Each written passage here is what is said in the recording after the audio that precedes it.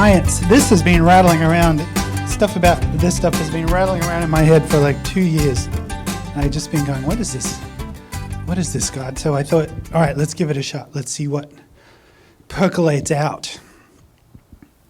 I want to do something. I kind of just want to have a little bit of fun with it. I think there is, I want to go natural world, spiritual, and then metaphoric. So you're going to have to figure out when we're doing metaphoric and when we're doing natural world and when we're doing spiritual. I want to start with, do you remember when Moses and the Israelites came to the Red Sea, and God actually, I just thought of this when I was driving in, God actually told Moses to get 12 spies and send them out. He actually said it. It wasn't Moses' idea. Which I thought God already knew the result. He already knew what they were going to come back with, right? He already knew it wasn't. So he sends the spies in. What are they? Do you remember what they found? They found the giant. They found the grapes. All that. There's those kids' books of them supporting these grapes as big as this little table and all that stuff. So I've been processing that. So they go into the land. One thing that came to me too the other day was God already knew there was giants in the land, right? But he made them send spies, knowing the result, which was interesting. So you can picture the guys leaving. Moses says, go across the river, go check the place out. I don't know if you remember, but they were actually gone for 40 days. 40 days is a pretty number that comes up. It's biblical number of testing and trials. Remember all the 40 days? Noah reigned for 40 days. Jesus went out into the desert for 40 days. Actually, later we'll get to Goliath challenged the Israelites for 40 days. Interesting. So they come back after that 40 days of time of testing, which I guess was testing for everyone on this, waiting, going, what's going to happen? What's going to be the report? They come back, and you can imagine them going, yeah, the land is pretty cool. It's pretty good. I think we could do it, but these guys, we're not going to overtake these guys. I think I have the scripture here. Yes, Nephilim, that word that theologians hate. So,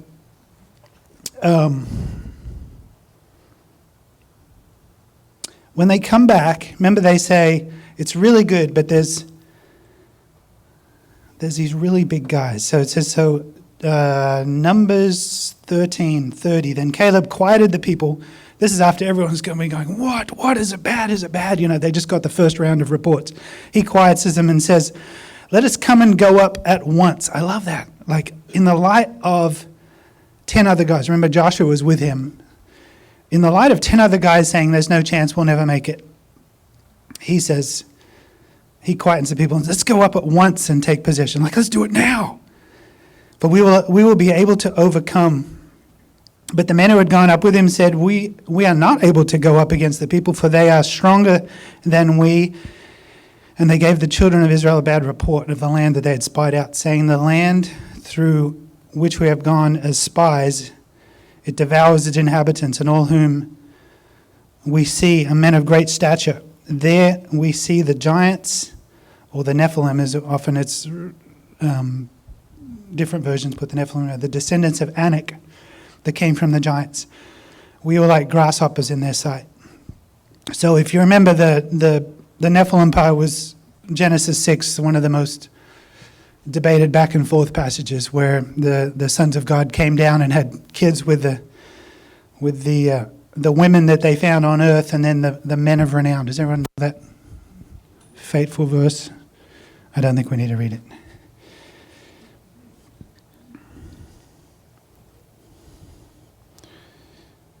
Do I have this? Yes.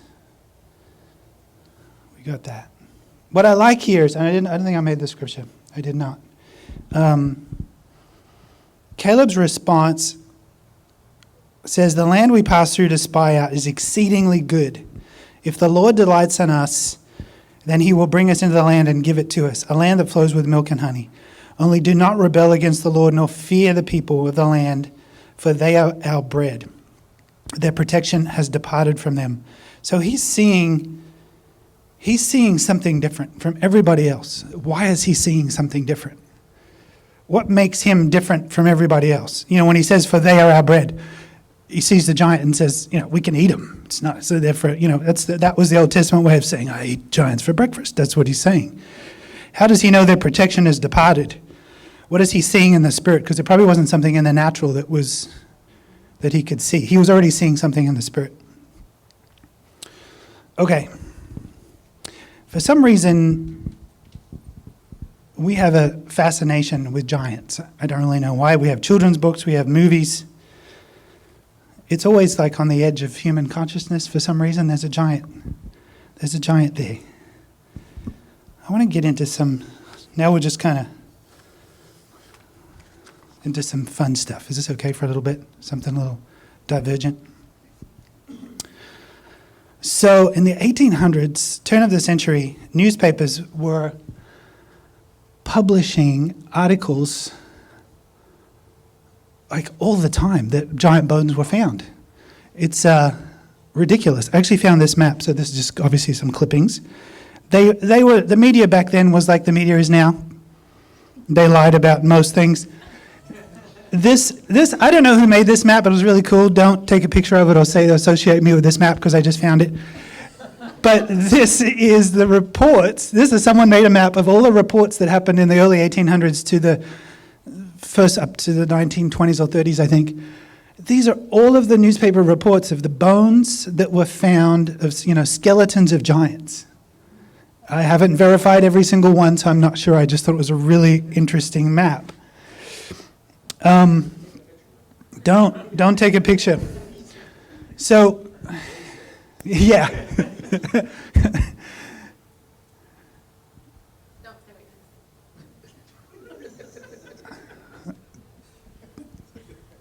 When you say things, my mind goes blank every time.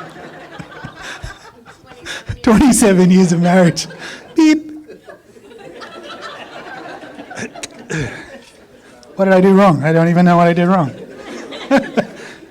Just try to keep moving. So, I love this stuff right here. So this is Gilgamesh. I just want to go a little bit of historical giants. So this guy was, this is a real person. So there's many versions of this. There is a couple of original ones. So this guy comes from about, I can't see it in any of my notes because someone's going to quote me and then it will be bad. Oh, here we go. This guy was about 2,700 years ago. If you're a literature person, you probably know about the Epic of Gilgamesh, a story about how great he thought he was and the things that he did. So he's holding a lion right there. That's a lion. This is what, so here's a normal lion.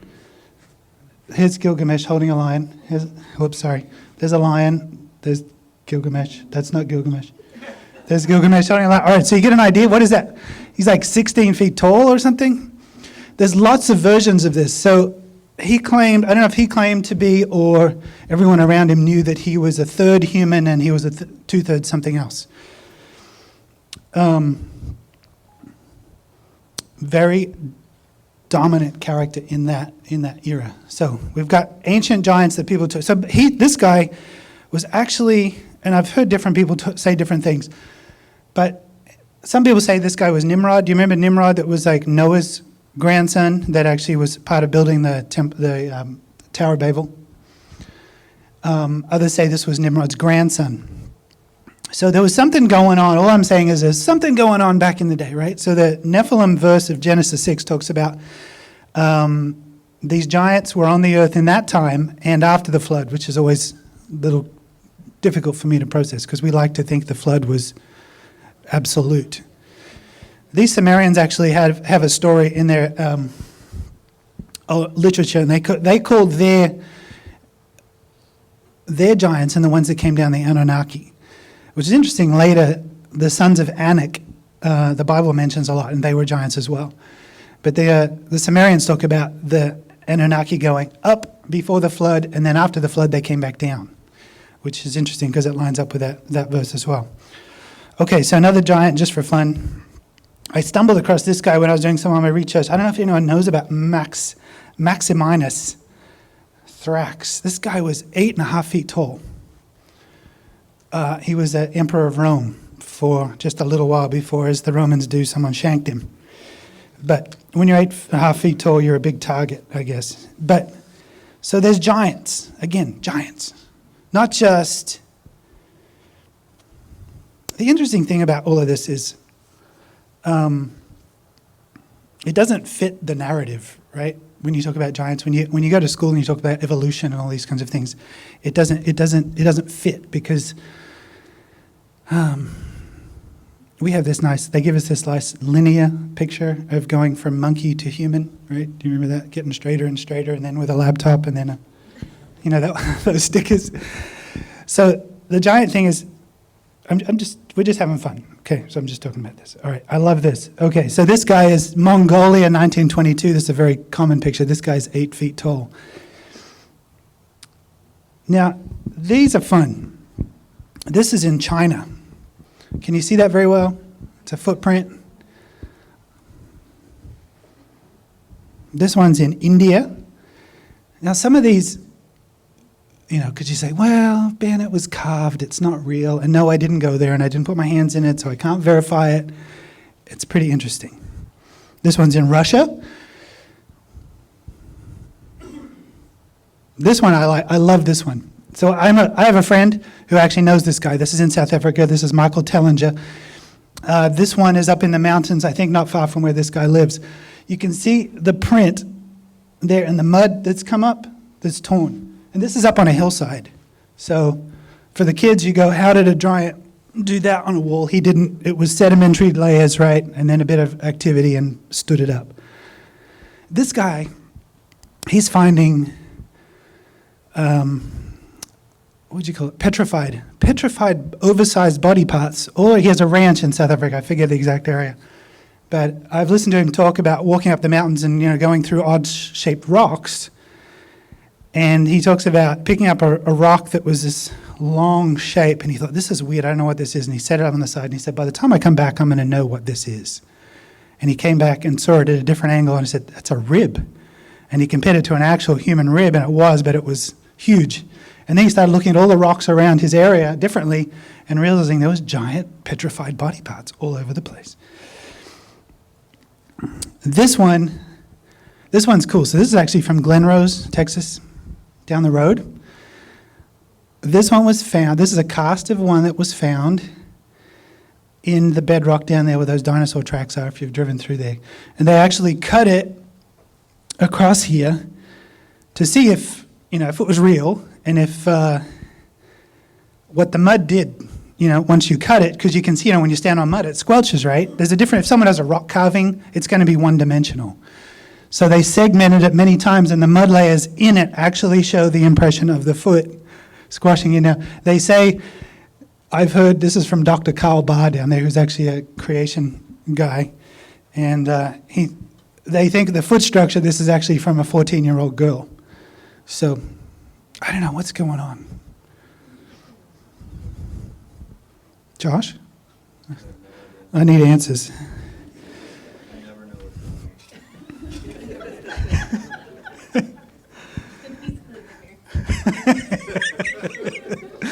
How does this apply to my life? I'll get there eventually. Has someone got a timer going? Because I forgot to put my timer on. Okay, give me the T symbol when I need to wrap it up. Because, okay. Stop it! I know, I love this stuff, right? I love it because we had a big flood down there in Glen Rose, and it washed some human prints that went along with a major predatory dinosaur print, the three-toed ones with the claws that are huge. After the flood, it exposed human prints, like maybe the guy was running from a three-toed and running across the mud, and it exposed it. Not long after that got publicity, someone came in the night, an evolutionist, and smashed with a with a sledgehammer smashed all the human footprints so that they couldn't be unrecognizable. So they wouldn't be recognized. Yeah. Because it doesn't fit their narrative, right? It just doesn't. I just think all of this stuff is fun. I think it's like we don't know what's going on, right? We like to have this nice, especially Western society has this nice, we've figured it all out. It's not figured out. There's a lot of loose ends. And one day, Jonathan's going to do all the loose ends. He's my loose ends guy. Okay, so eventually I know we've got to get back to the Bible. So there's lots of names for the giants. If you remember, if you've ever read the Old Testament, which hopefully you have, that's why you're here. There's the Rephaim, there's the Zemzumim, the Amorites, the Anakim, the Nephilim, and the Zuzim.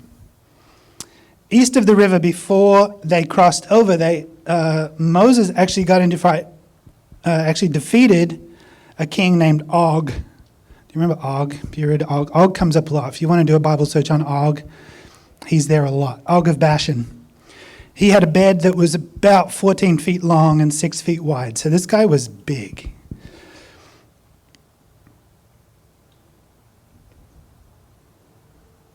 There's giants in the land. I've noticed, an interesting narrative I was reading about not too long ago was, if we go back to the Promised Land, and this is always about how it applies to you, really, in a way. There's a storyline that says the devil put the giants in the land, preoccupied the space, knowing that it was the Promised Land, already filled it to circumvent everything that was going on. But we had Caleb's. Israelites had a Caleb that says, no, this is ours. These are of no consequence. I love, we go to David and Goliath. David is the 8th son. Number 8, I love this, and I think this is where we're at. 8th son, 8th is typically a biblical number for new beginnings. So everyone knows the David and Goliath story. He comes to the battle, he's bringing cheese, because everyone needs cheese when you're fighting giants. He hears what's going on. The giant, Goliath was about 9'6". So he's there, as you remember, yelling profanities at the Israelites and holding everybody hostage. David comes in, and again, like Caleb, why does he have a confidence? He says, this is not right. What does he say? Then 1 Samuel 25. Then David spoke to the man who was standing by him. What will be done for the man who kills this Philistine and removes the disgrace? And it has, I forget, this is amplified maybe, remove the disgrace of his taunting from Israel. For who is this uncircumcised Philistine that he has taunted and defied the armies of God? He goes straight to he's mad, right away. He's like, this is not cool. This is not good. He doesn't go to, so the rest is, how many is Saul's army? I don't know, 300, 400, 500,000? None of them have that perspective. Why does the kid come, the cheese boy, were we talking about cheese boy the other day? The cheese boy comes in and he's like, this is not okay. What does he have? What does Caleb have? What does David have that's different than everybody else in the face of giants? This reminded me of some time when I was in Home Depot. That's where giants go. So I'm at the self-checkout, right? And I'm doing my thing and my back is to everybody else because I'm focused on my little screen. And I hear this individual come up, and as Home Depot always is, there's not enough people checking out, so they force you, So there's all these lanes, but nobody's there. Well, this guy is cussing up a storm and calling names to the people, the employees, and he's just mad. But he's directing his abuse at the woman who's running the self-checkout. And I'm not sitting there. I'm standing there doing my thing and listening to this, and this is not okay. This is not okay. And I'm starting to boil listening to this. So I spin around and go, hey, buddy. And then I realized his head's up here. And I've got my finger in his chest, which is there. And I went, in my mind I said a couple words. I didn't say them out loud, but then I was like, you know what? It still doesn't make any difference. Number one, he's not going to clock me. Well, he might, but he's probably not going to clock me with now 50 witnesses standing around. So I took him on and basically followed him out and told him he was out of line and he needed to, grow up and all kinds of stuff. And he's literally up here on me. And then he started backing off and was like, well, now you're being mean to me kind of thing. And I'm like, yeah. And then I was like, I don't have time for this. And I walked off and walked to my truck and drove. My heart was beating for 5 hours afterwards at this rate. And so what I came away when I processed this and that story came back to me, and I remember my heart just beating, and I was like, it didn't matter. In that moment where my back is to him, this is not right. I'm not going to let this go. If I'd had all the information, would I have still done it? I think I would have.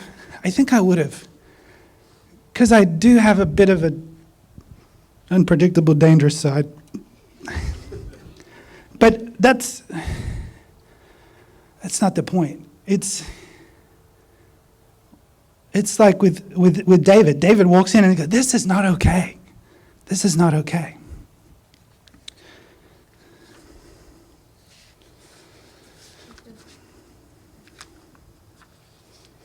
So, let's slip into metaphoric for a minute. Outside in the world, the giants are back. I don't know if you noticed. They're operating at full steam, censoring, squashing the truth, stealing identities, shutting down accounts, killing, lying, calling truckers Nazis, pitting races against each other, burning things down and blowing things up, promoting fear, hate, hopelessness, even demanding you bow to a virus that they created, just to name a few.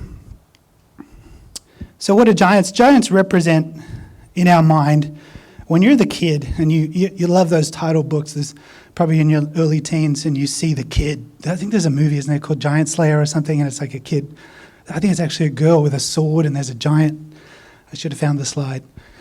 But it's like we love that. There's something about that that gets us going, because what do giants represent? Overwhelming odds, right? They represent fear of loss, harm to you and your family. They represent failure and pain. If you're going to say, what does a giant represent? What are you coming up against? Those are the things. Interesting, though, going back to David and the Promised Land, and right now, the giants show up every time there's a move. Every time there's a move of God, all of a sudden, we've got giants. I don't know if you've noticed the what they call some of the big companies that are going on. What do they call them? They put giants on the end. Strange. I actually did some research. I was like, I've been on a little bit of a, I like doing the ancient research. I actually realized that there's actually a giant, the Golan Heights, where there's been warfare forever. There's actually a major archaeological site there that's attributed to giants. So there's other places that I've found that there's actually wars everywhere. There's been knowledge of giants in the area. Physical giants, not metaphoric. We're switching back and forth so you can follow me. So I thought I'm going to search up Ukraine and see if I can find any evidence of giants. You know what? They would not allow me to get to any archaeological sites. But every page listed tech giants. And I kept searching it in different ways. And I would keep getting Ukraine tech giants over and over. And I was like, oh, I think this is a thing. So every time there's a move, as a people, as individuals, as a country, as a nation, giants show up every time. They show up when you're, metaphorically, or if you're in Home Depot, it's not always metaphoric. But what's going on in your life right now? What's the thing that is holding you back? Oh, we can't. It's not possible. There's a chance of loss. There's a chance of harm. There's a chance of failure. There's a chance of pain. I propose there's a giant blocking the access, your access, our access to the Promised Land every time. There's a giant standing in the gate of every major breakthrough of your life. I think there's good historical precedence for that. So what's happening when David shows up? There's a giant standing. He's son number 8, new beginnings. God is doing a new thing. Saul is on the way out. God is doing a new thing. And there's a giant there. Number 8 has to fight a giant to take on the next thing.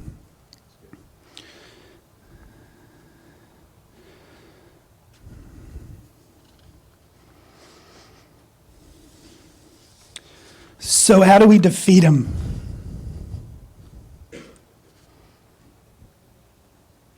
What did Caleb see differently that nobody else saw? What make you think giants become bread? What gives you such an extreme perspective that you're so on the other side? The other side is like, we're dead, we're grasshoppers in their sight. What is it? How big is a man? Like, this guy Vami, he was up here. He was an older guy too, so not that that's relevant. But I didn't feel like a grasshopper. And he was up here on me. How big do you have to be for you to feel like a grasshopper? So what's different about Caleb? Caleb didn't see himself as a grasshopper. I think the difference is he remembered crossing the parted Red Sea. He remembered the Egyptians being defeated, the manna in the desert, the water coming out of the rock when they were thirsty. He remembered the thunder and the lightning coming down from the mountain when Moses brought the 10 Commandments down. He remembered being led at night with a column of fire. He remembered a cloud in the day. He remembered all the things that God did. And the others didn't. He had a body of evidence, a history with God that said, based on all of this, this is not a big deal. This is a pushover, right? So what did David have? David had God helping him kill a lion and a bear when he was watching his flock. I'm still trying to process the jump from a lion and a bear to a 9'6" guy with a spear. It feels like a leap, but maybe not. Maybe actually that bear could have been 9 foot, Olden day bears were really big. There's something going on. So there's history. We know that he spent a lot of time out there playing the harp with the sheep, right? He had to spend a lot of intimate time with God. And then he had a history that was growing. And then he had bonus points, which I didn't mention with Caleb. Caleb also had a promise. So he had the history, he had the time, and they had a promise that my people have a promised land. So I know all of this. That makes all of this inconsequential. What did David had? Like 2 weeks before, he got anointed as king. I don't know what that means to a young guy, but he's like, and by the way, I can't die because I'm going to be king. I'm pretty safe. I don't know if that would have sunken in by that stage, really. It's an easy one to say. You go, I'm bulletproof. I was anointed king by the prophet. I'm fine. I don't know if that would have fully soaken in. I think he did have a promise, but I think the other things, the time with God and the history.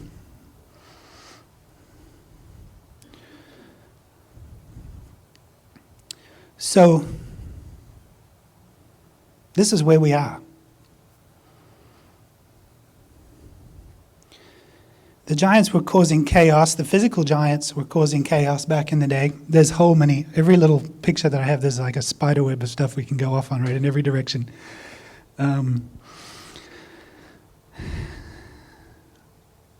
We're in a place, half of the shift that we're moving into, I used the word shift. It's linked, it's official. Yeah, it's a theme. Inside joke, I guess.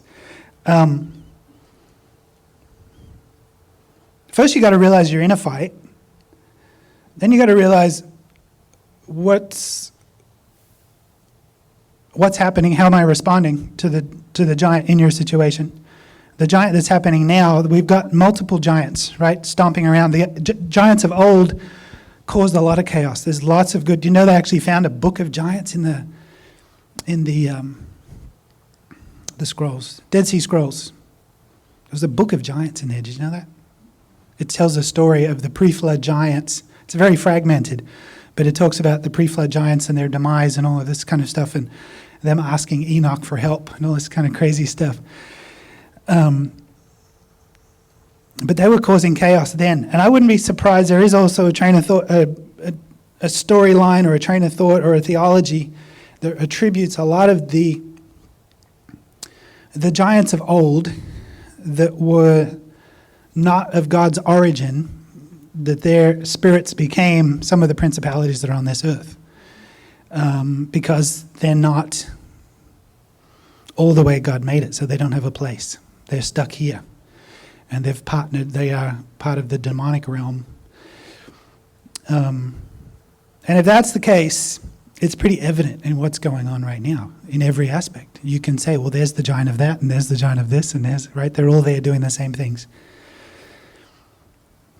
But what knocks them out every time is you knowing who you are, your history with God, what your promise is. These things that these guys had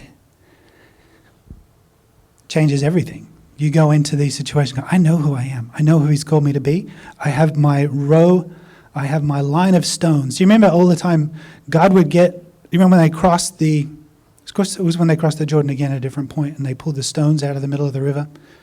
They did it many times. Every time there was a significant move of God, they'd pull the stones and they'd make an altar. Do you remember that? Over and over again.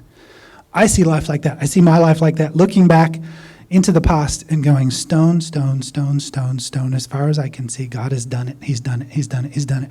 So when I turn around and I face this guy in, metaphorically, Home Depot, I go, this is not a big deal.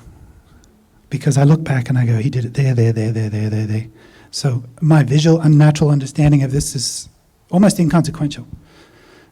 I move through this. That's where we're supposed to be. That's the higher level. For y'all to be, when you think of these guys, when you think of David coming in and the whole army is not in a place where they want to take it on and they see the defiling happening, we got one guy in what I'm picturing maybe up to 1,000. One guy in 1,000. We've got Caleb.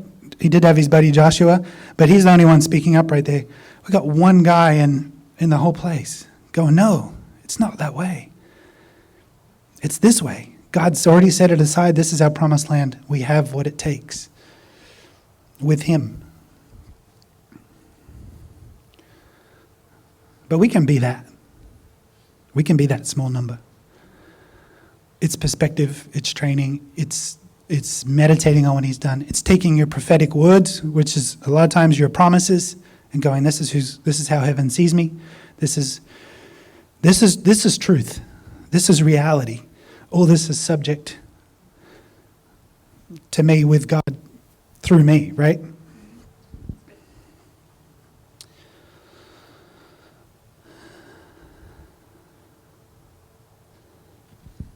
I think my little finishing is this one. Greater is he that's in you than he that is in the world. We just read this like it's poetry and it doesn't really sink in because we've read it too many times. But do we get that? Do we get what's greater in me? What God's called me to, what we're called to as individuals, as a group, as a country, as a state. The giants don't factor in. They're just like bread. So, Annie, where are you? Do you want to play a little bit?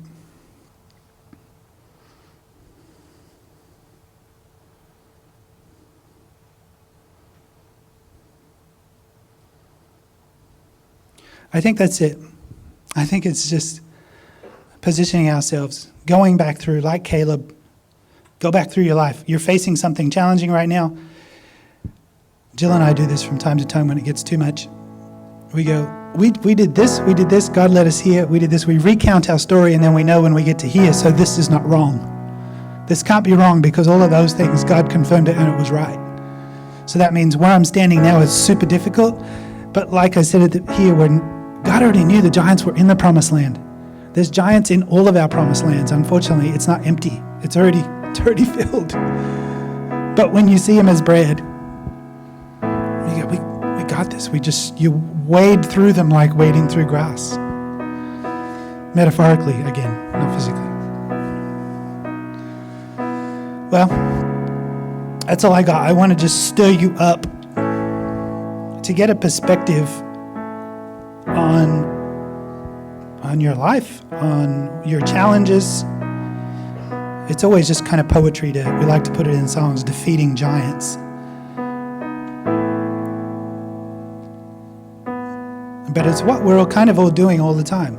We're looking at situations going, this is going to hurt a lot. I'm going to suffer loss. This is going to be difficult. Just recount. Recount your history. Spend time with the Lord. Go through your promises.